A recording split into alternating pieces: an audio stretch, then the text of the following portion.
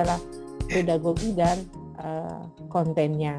Kemudian bagaimana dengan kelompok 3 tentang wawasan? Nah, wawasan itu ada understand dan remember. Ya. Nah, seorang pendidik ya, bukan hanya dosen, tetapi guru juga itu harus.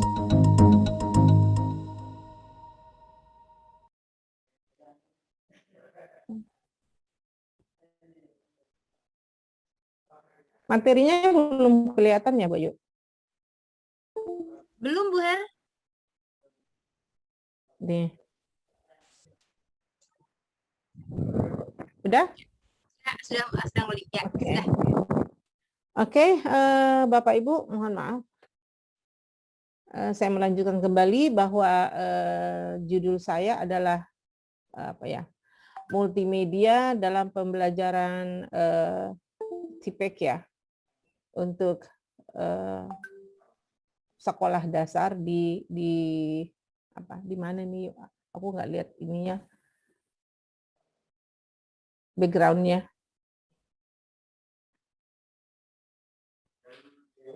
Oke, udah yuk, bermasalah ininya kameranya, pakai kamera kampus. Saya paparin aja ya.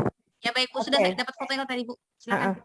Multimedia interaktif berbasis TIPEK dalam pembelajaran di sekolah dasar. Apa sih TIPEK itu ya? Ketika kita mau mengetahui konten TIPEK di dalam pembelajaran, ada beberapa teori yang saya bisa ungkapkan di sini.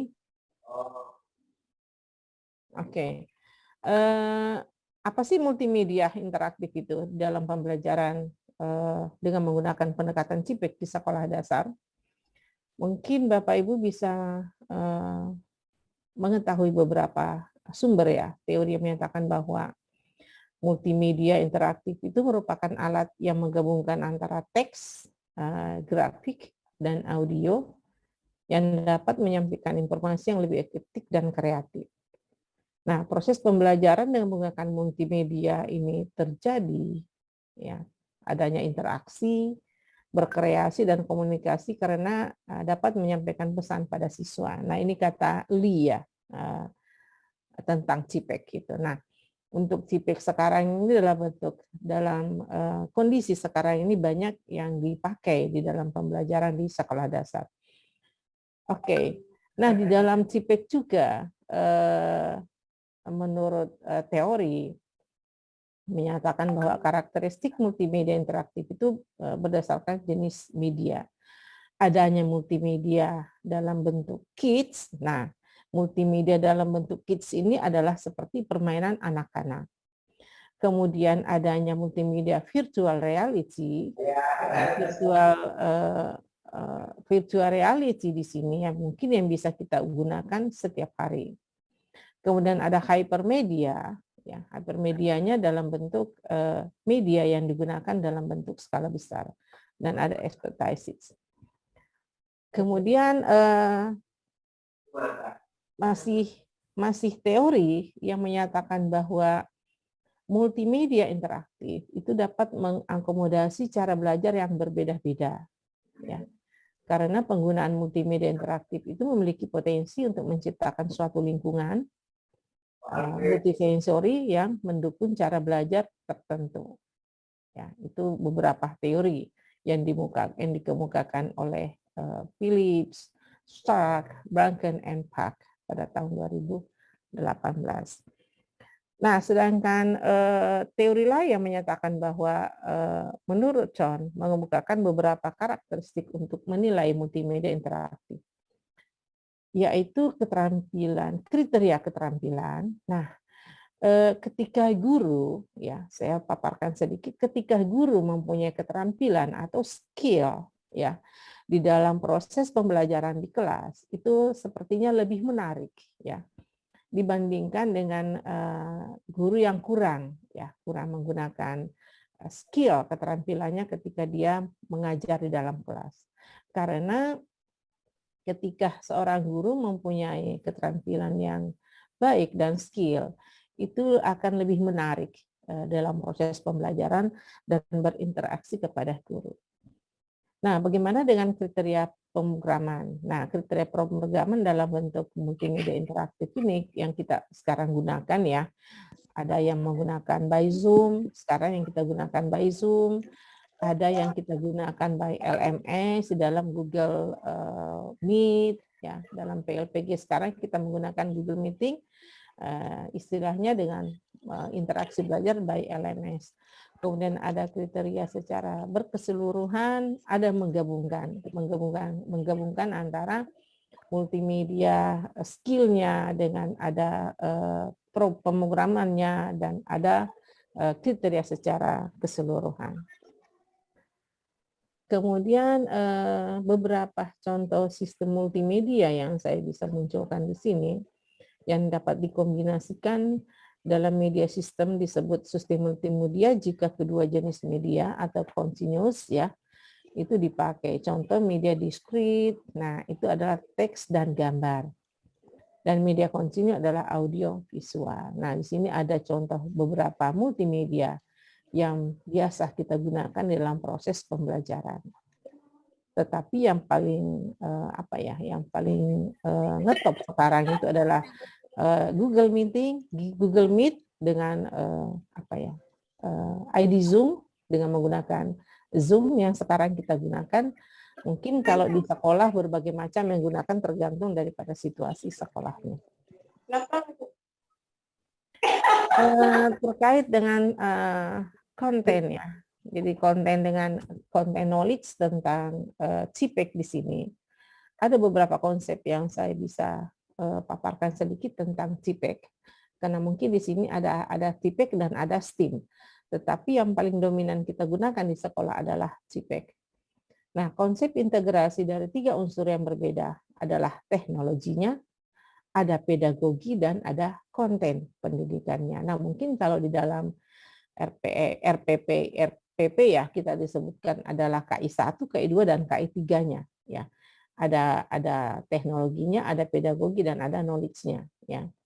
Nah, pengetahuan tentang ketiganya itu disatukan menjadi sebuah kemampuan pendidik yang komprehensif di dalam suatu pendidikan yang di dalamnya disebut dalam dunia pendidikan bernama CPEK. Jadi ada teknologinya, ada pedagoginya, ada konten, dan ada knowledge-nya. Nah, CPEK ini adalah sangat seragam dan sangat dibutuhkan di dalam pembelajaran.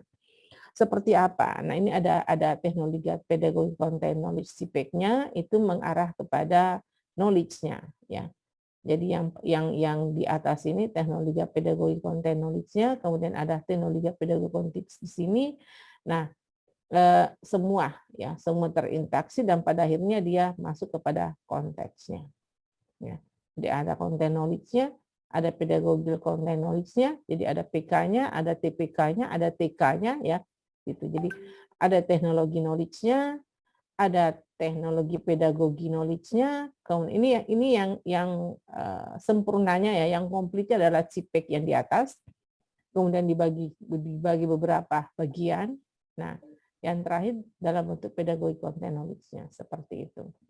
Nah, masih ada lagi terkait dengan ini, terkait dengan yang dijelaskan tadi, bahwa dalam prosesnya itu dalam segala bidang itu dalam kehidupan baik secara ekonomi, kemudian sosial, budaya, pendidikan, dan lainnya, itu dalam proses digitalisasi yang dimaksud untuk diimigrasi data dari data real dalam bentuk manual ke dalam bentuk virtual.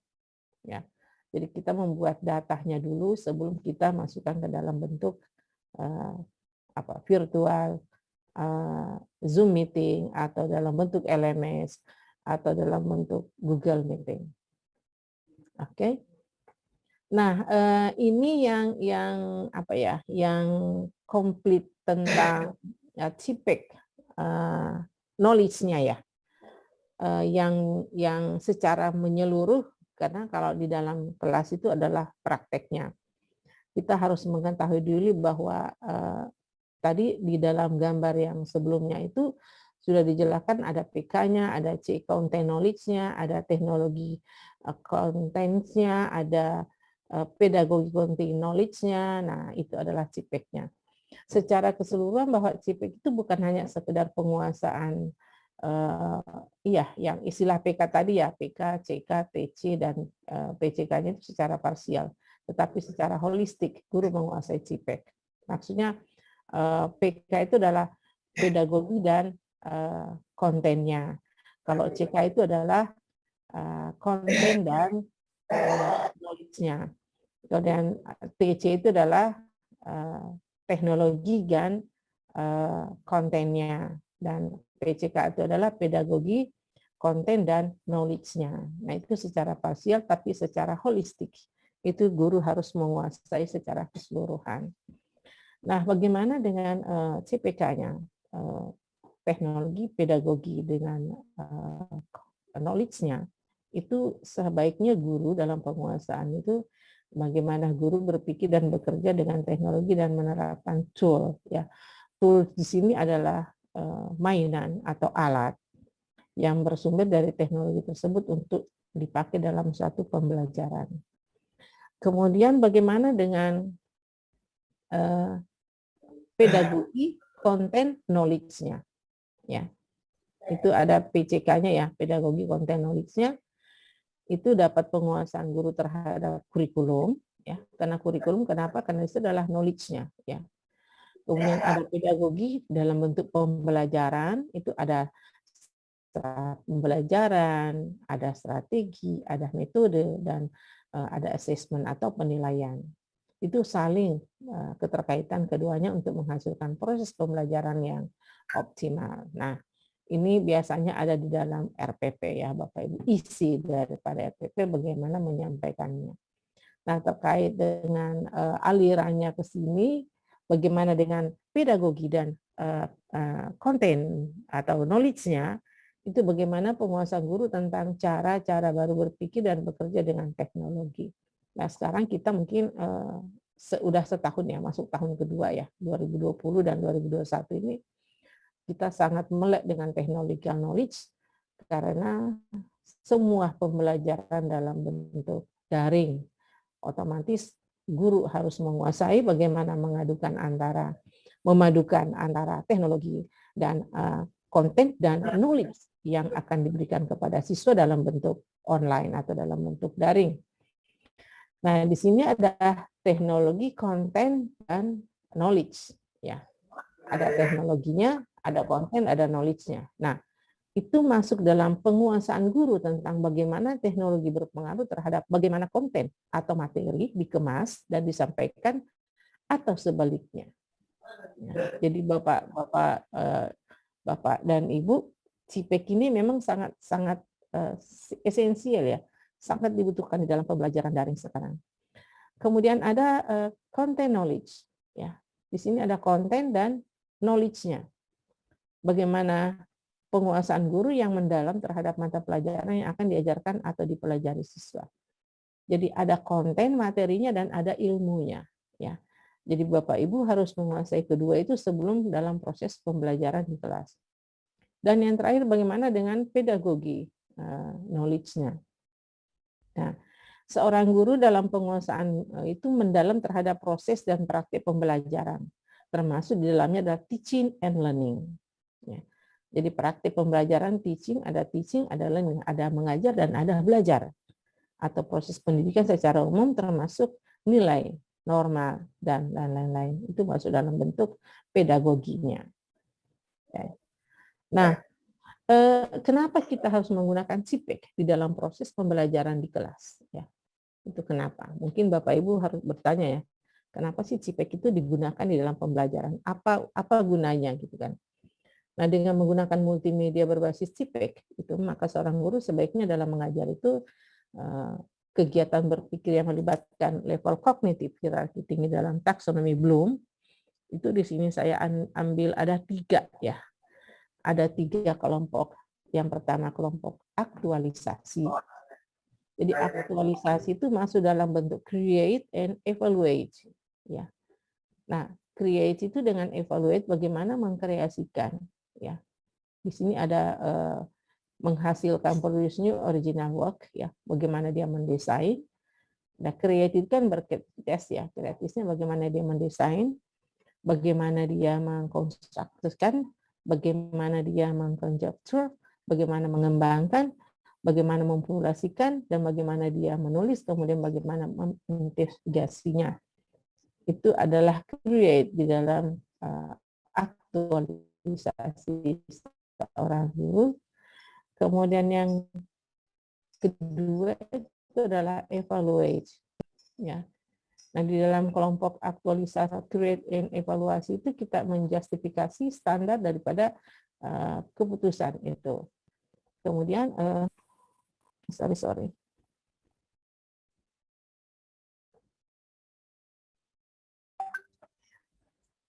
Di dalam tadi kelompok 1 ya, dalam aktualisasi, dan sekarang kelompok kedua dalam pemahaman, ya.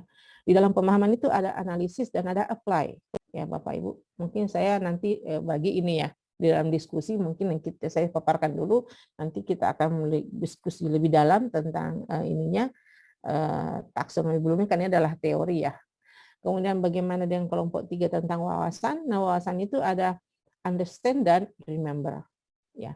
Nah, seorang pendidik ya, bukan hanya dosen tetapi guru juga itu harus, kenapa harus kita menggunakan CPEC itu? Kita harus kembali kepada taksonomi ini, bahwa kelompok 1 ada aktualisasi, ada pemahaman, dan ada wawasan.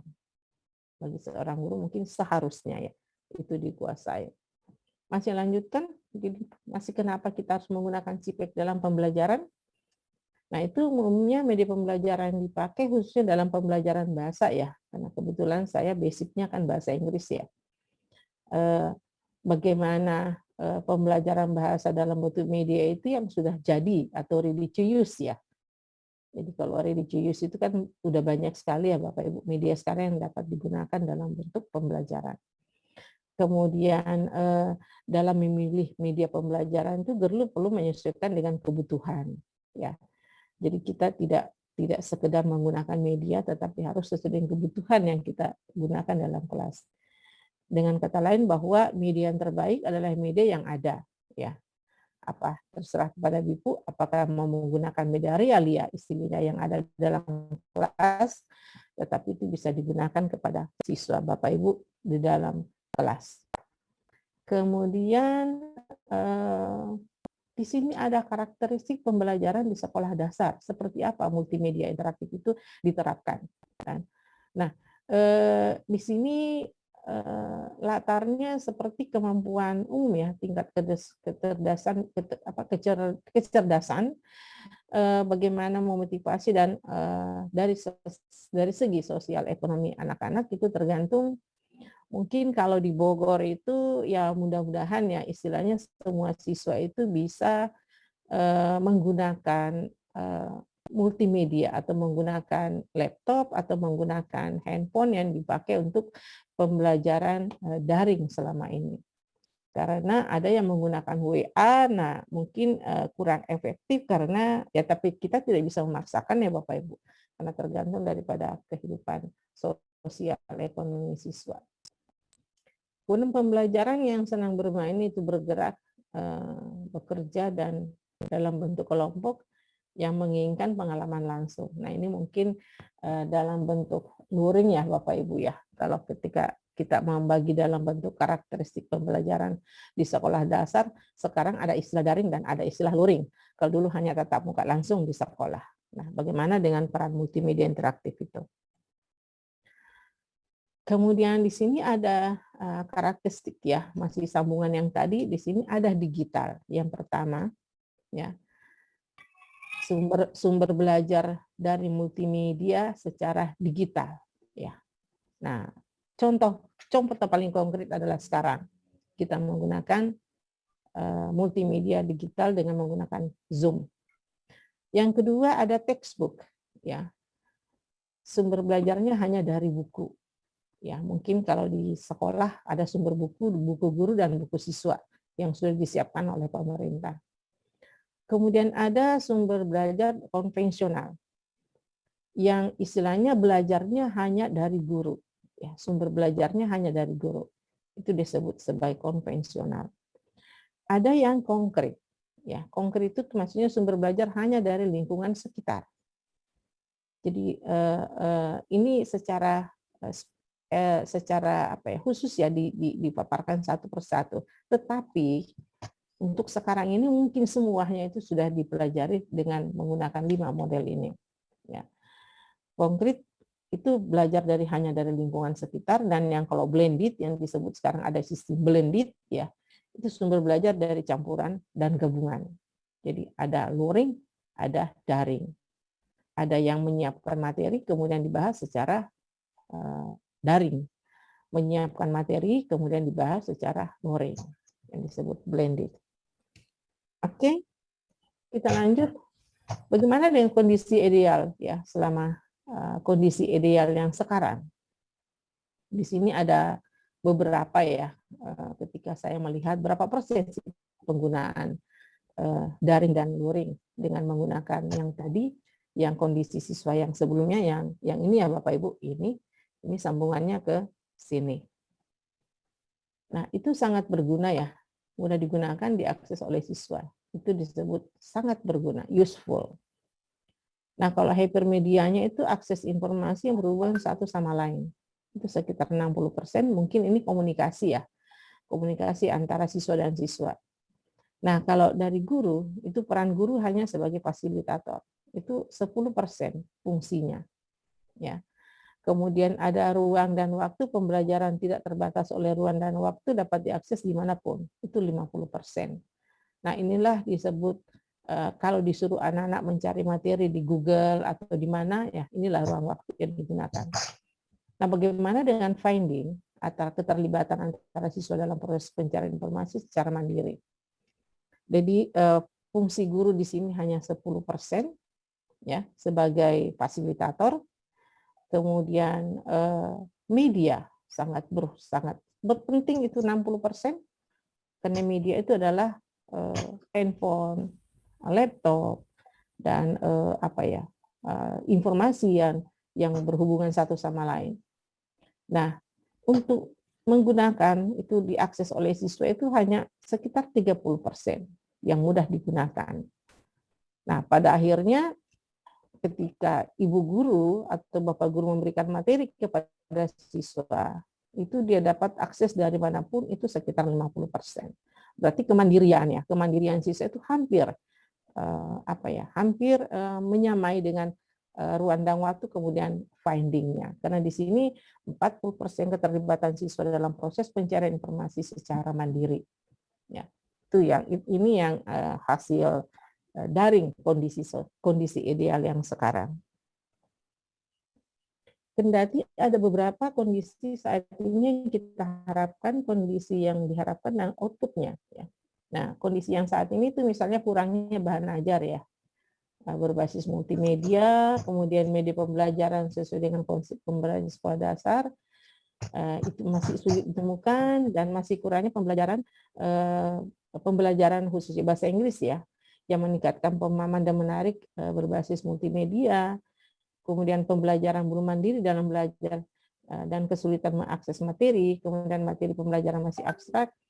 Nah, di sini kita mengharapkan adalah teacher center learning ya. Di kondisinya ya saat ini. Kendati kondisi yang diharapkan adalah student center learning. Ya. Bagaimana student center learning itu? Tersedianya bahan ajar, media pembelajaran yang sesuai, tersedianya pembelajaran dan yang dapat meningkatkan pemahaman dan menarik berbasis multimedia, kemudian meningkatkan kemampuan belajar mandiri dan materi pembelajaran mudah dimengerti. Apa yang kita harapkan?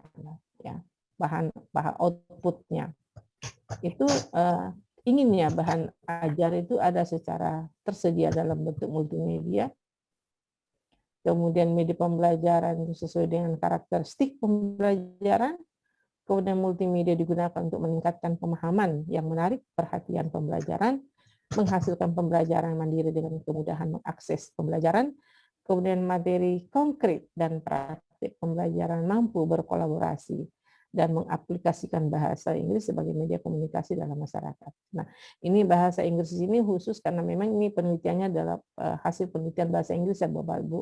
Jadi saya masukkan dalam bahasa Inggris, tetapi ini bukan bahasa Inggris, tetapi untuk seluruh pelajaran. seperti apa multimedia itu diterapkan dalam proses pembelajaran.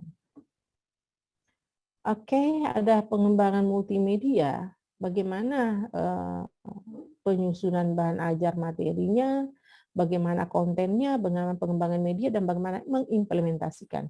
Ada 4 tahap multimedia yang digunakan untuk sekarang ini.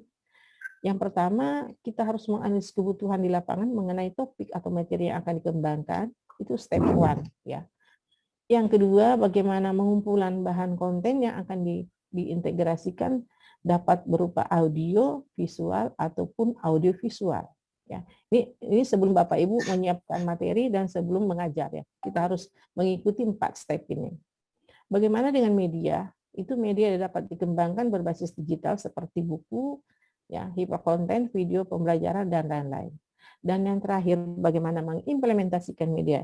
Itu dapat diimplementasikan pada siswa sesuai dengan tujuan pembelajarannya. Nah, ini adalah bagaimana mempersiapkan pembelajaran melalui multimedia yang digunakan oleh guru dalam pembelajaran daring sekarang ini.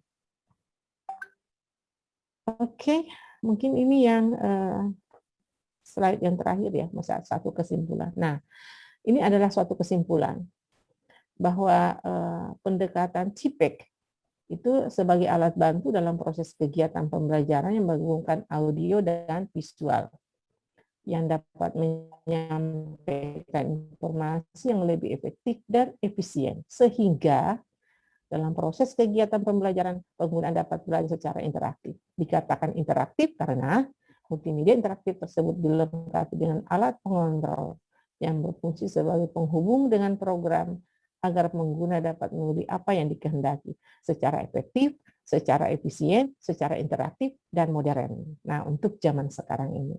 Itulah CIPEK, Bapak Ibu, pendekatan pembelajaran yang kita gunakan dalam pembelajaran daring sekarang ini. Ini ada apa ya? Ada hasil penelitian dalam bentuk YouTube, tetapi nanti setelah diskusi kalau ada yang mau lihat baru saya tampilkan. Oke, terima kasih Ibu Ayu. Itu yang saya bisa paparkan untuk apa ya, pembelajaran CIPEK untuk apa ya, sekolah dasar. Terima kasih. Wabillahi taufiq wal hidayah. Assalamualaikum warahmatullahi wabarakatuh. Waalaikumsalam warahmatullahi Oh, wabarakatuh. ini backgroundnya jadi kayak gini. Aku ganti dulu ya. Baik, Bapak Ibu, tadi kita sudah mendengar paparan dari Bu Herlina. Mungkin Bapak Ibu ada yang ingin ditanyakan terkait TIPEK yang disampaikan oleh Bu Herlina.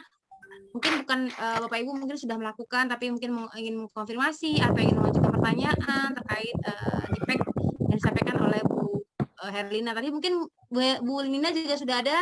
Jika Bapak Ibu tidak terlewat, mungkin sekalian aja masih ada 2 materi Bu Herlina dan Bu Nina. Jika ada pertanyaan yang ingin ditanyakan, saya persilakan Bapak Ibu, silakan bisa melalui chat atau bisa open mic, silakan.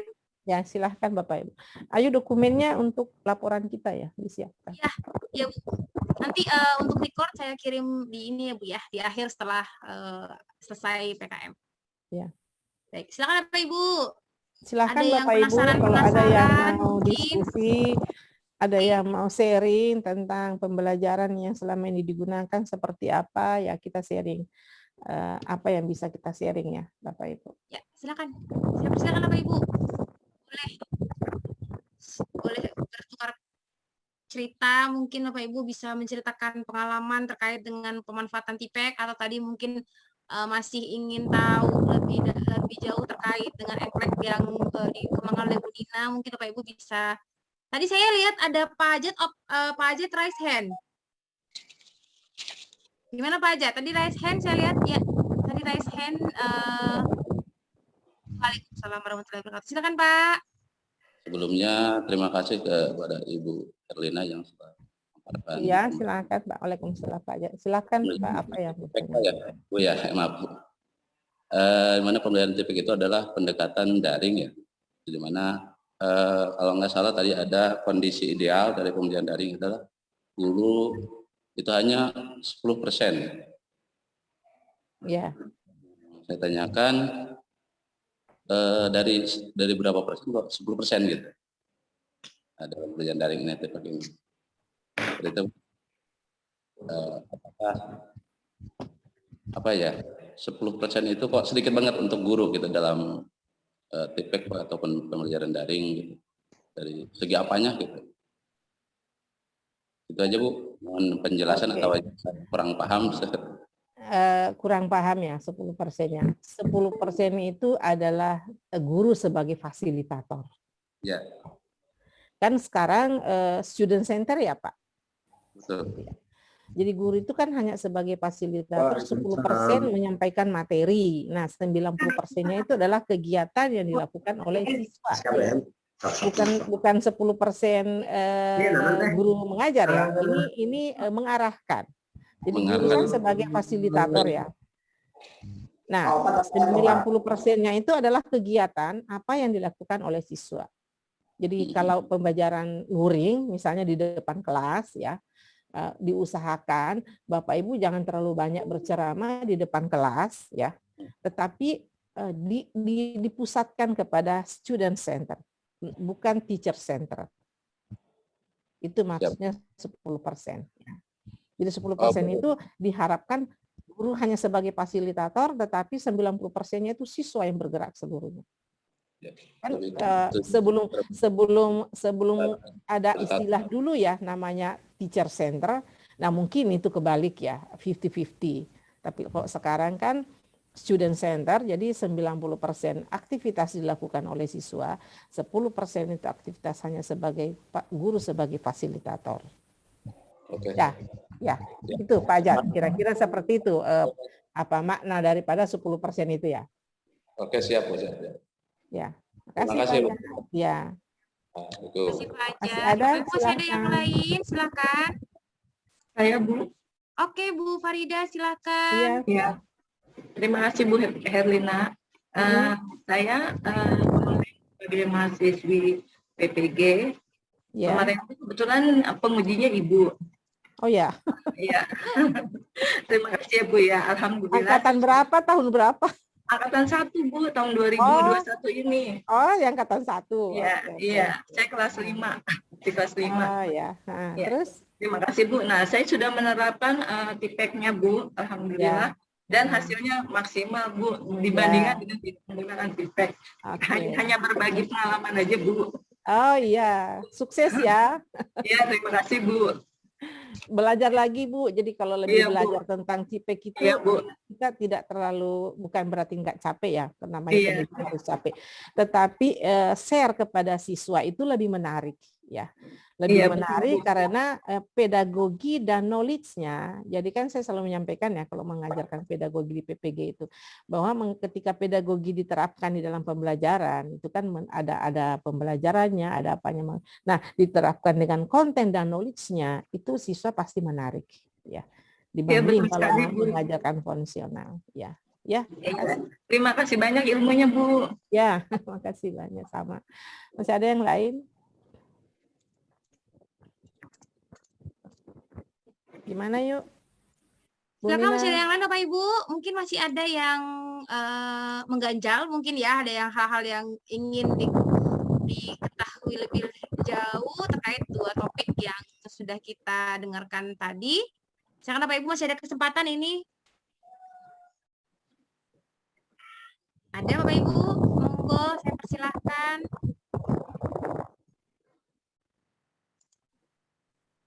Masih ada? Masih ada presentasi berikutnya ya Bu Ayu? Sudah habis Ibu. Di room kita, room 2 ada 3 orang, ada Bu Dr. Nindya, Ibu Dr. Nina, dan Ibu Dr. Herlina sudah presentasi semua. Ya.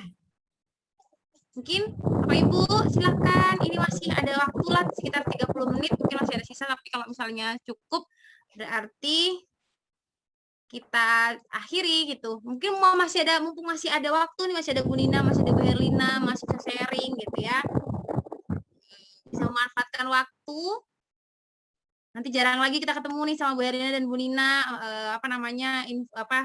pengetahuan-pengetahuannya, informasi terbarunya. Kita tidak bisa tanyakan mumpung masih ada. Silakan Bapak Ibu. Bentar, saya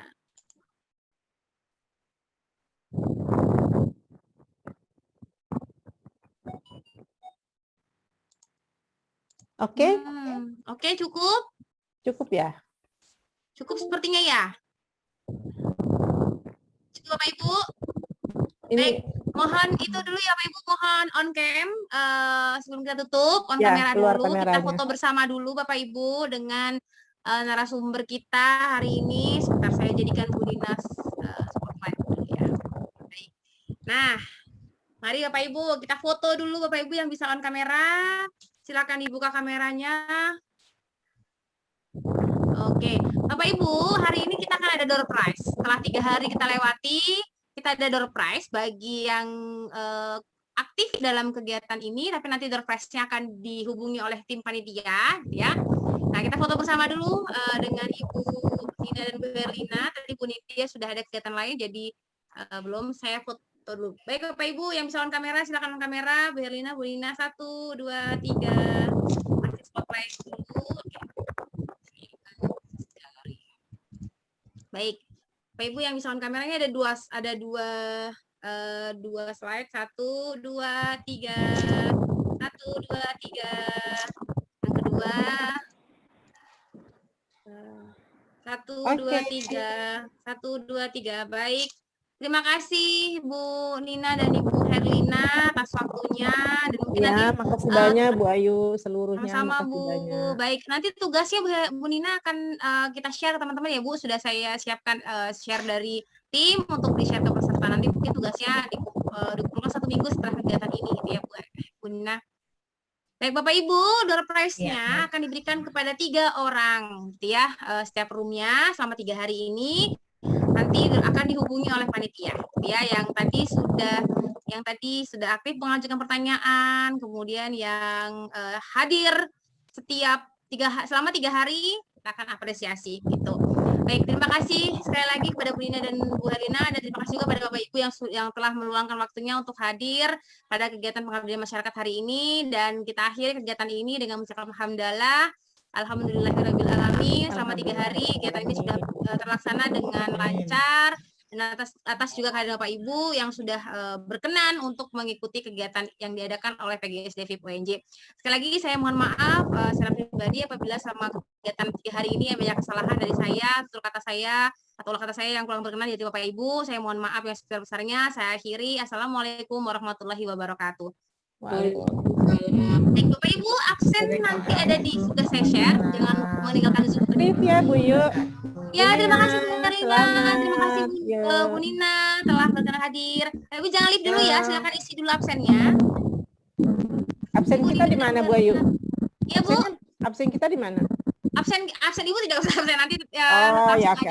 Ya, makasih aja. Baik Bu Nina, terima ya. kasih. Ya, Bu Nina terima kasih. Ibu silakan absen terlebih dahulu, jangan meninggalkan Zoom, nanti takutnya lupa lagi. Silakan di absen dulu sebelum meninggalkan Zoom. Terima kasih Bu Nina. Link record akan saya kirim japri ke Ibu ya. Silakan Ibu, Bapak absen.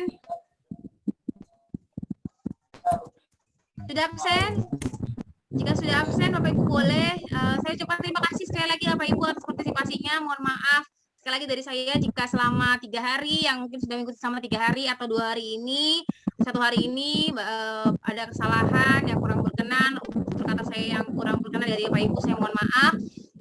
Mohon untuk jangan keluar dari grup ya Bu, siapa tahu nanti ada kegiatan-kegiatan lain yang mungkin bermanfaat buat Bapak Ibu, yang mungkin bisa menambah wawasan di kemudian hari kalau misalnya PGSD PUNJ mengadakan kegiatan gitu ya. Terima kasih Bapak Ibu, boleh silakan jika ingin meninggalkan room Zoom kita setelah absen. Tolong absen jangan lupa. Terima kasih Pak Ajat, Bapak Ibu yang lain silakan. Terima kasih.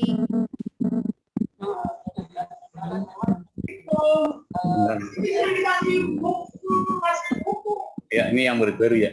Iya, yang baru Pak. Gimana Ibu berulang gitu ya Bu? Ada loh. Ini aja yang pada masuk. Ini lagi Ibu